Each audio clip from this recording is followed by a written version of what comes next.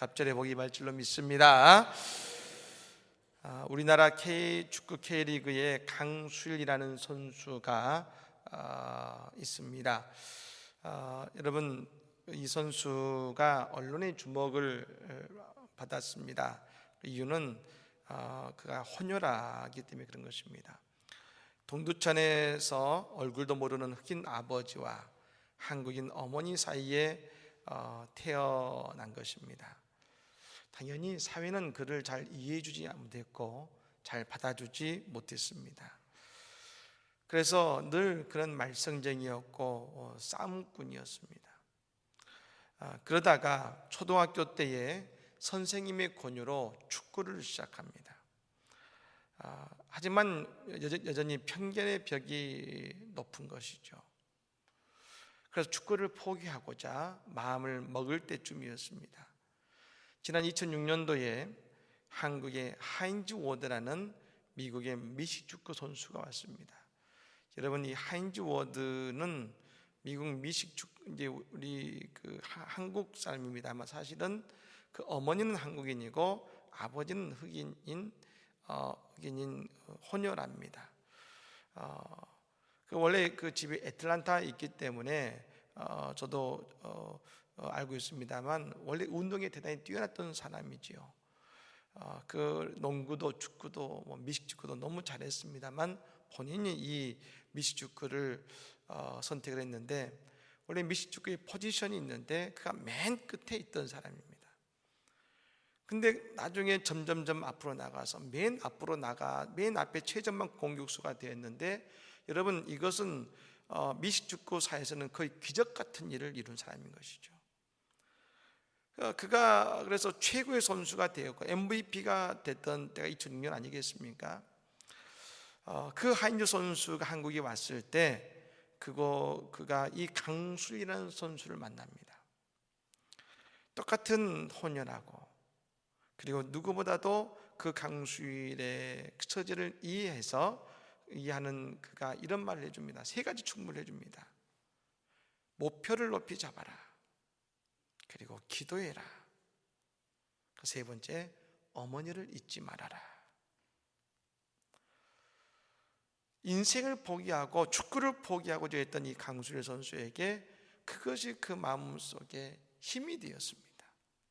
그래서 다시금 프로팀에 그가 입단하게 되어서 처음에 2군에서 빛이 나지 않지만 열심히 해서 나중에 1군의 주력 공격수가 된 것이지요. 사랑하는 여러분, 우리는 늘 연약합니다. 늘 부족합니다. 그러나 오늘도 주님은 우리에게 말씀을 통해요, 우리에게 소망을 주시고 힘을 주십니다. 여러분, 그러니 일어나셔서 새로운 인생을 살아가시기를 바랍니다. 하나님께서 우리에게 이 아침에도 새 힘과 은혜와 소망을 주실 줄로 믿습니다. 어제 에스더는 두 번째로 왕 앞에 나아갑니다. 거기서 이스라엘 백성들의 처지를 말한 것이죠. 분명 하만은 죽었지만 하만이 왕의 인장을 통해서 저 페르시아 모든 나라에 선포했던 왕의 조서는 여전히 그대로 있었습니다. 그래서 부탁합니다. 왕이시여, 우리의 민족이 다 죽게 되었습니다. 조서를 취소해 주십시오. 그런데 이미 왕은 모르드게에게 왕의 인장을 있는 반지를 줬지 않습니까? 그래서 말합니다. 그 반지를 통해서 왕의 조서를 새로 내라고 말합니다. 그리고 오늘 모르드게는 새로운 조서를 온 페르시아에 다시금 왕의 인장으로, 왕의 조서로 여러분 내는 것이 오늘 말씀인 것입니다. 근데 오늘 말씀을 이해하기 위해서는 어제 8절 말씀을 우리가 다시 한번 볼 필요가 있습니다. 8절 말씀을 같이 한번 읽어볼까요? 읽겠습니다. 너희는 왕의 명의로 유다인에게 조서를 쓰고 왕의 반지로 인을 칠지어다. 왕의 이름을 쓰고 왕의 반지로 인친 조서는 누구든지 체결할 수 없음이니라 하니라. 아멘. 오늘 한 가지 중요한 법을 말해줍니다. 왕이 뭐라고 합니까? 왕이 한번 내린 조서는 절대로 철회할 수 없다는 겁니다. 이 말은 하만이 지금 내린 조서는 다시금 철회할 수 없다는 겁니다. 누구든지 그가 왕이라 할지라도.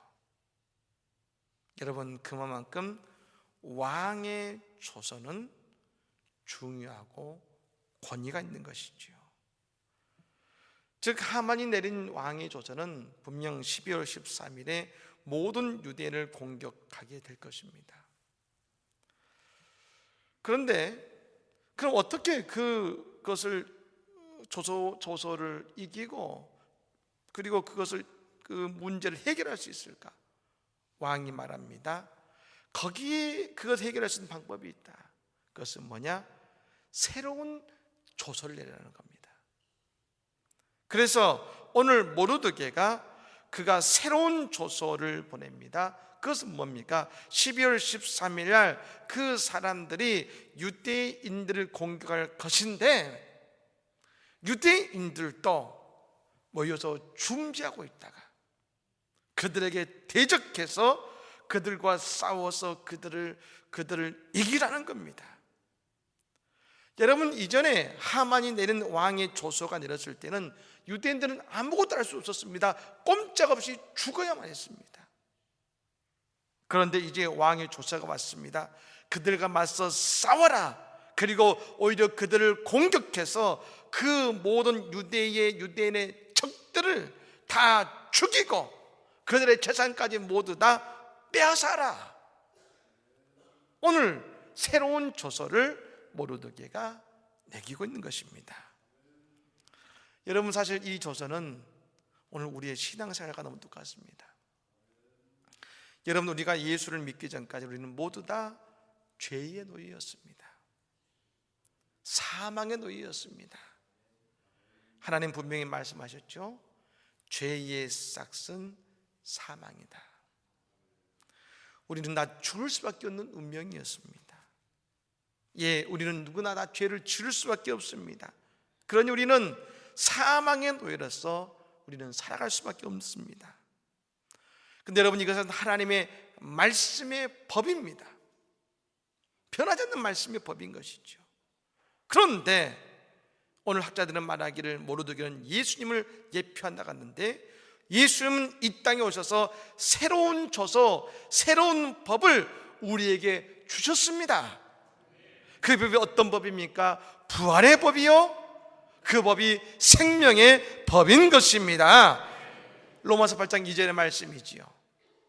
이는 그리스도 예수 안에 있는 생명의 성령의 법이 죄와 사망의 법에서 너를 해방하였음이었더라. 우리는 예수님의 십자가를 통해서 모든 죄와 사망의 법에서 구원받은 것이지요. 여러분, 죄를 지으면 사망의 법을 따라야 합니다. 하나님 말씀이 법입니다. 하지만 동시에 예수를 믿으면 우리는 생명의 법을 통하여서 우리는 구원을 얻게 된다는 것입니다. 사랑하는 여러분, 우리 주변에는 여전히 사망의 법에 붙들려 사는 사람이 얼마나 많은지 모릅니다.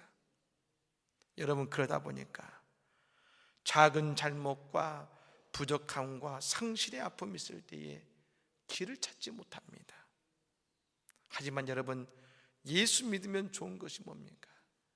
우리가 죄를 짓지만 그러나 예수님 앞에 내 모든 죄를 내놓고 예수의 별로 그걸 다 씻으면, 예수의 생명의 법을 우리가 붙들면 우리에게는 소망이 있고 우리는 미래가 있는 하나님을 경험하게 된다는 것입니다.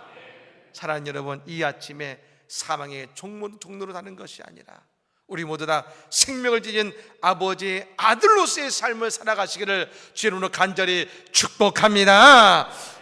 내 죄 사함 받고서 예수를 안디 나의 모든 것 다 변했네. 지금 나의 가는 길 천국길이요 주의 피로 내 죄를 씻었네. 나의 모든 것 변하고 그 피로 구속받았네. 하나님은 나의 구원 되시오니 내게 정죄하 먹겠네. 할렐루야. 그렇습니다. 내가 예수를 안 뒤에 모든 것이 다 변했습니다. 변했습니다.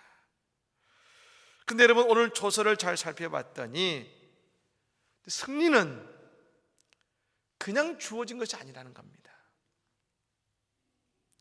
예수를 믿으면 우리에게 생명의 성령의 법이 선포되는데, 그 다음에 우리는 그 죄의 법과 싸워야 된다는 겁니다.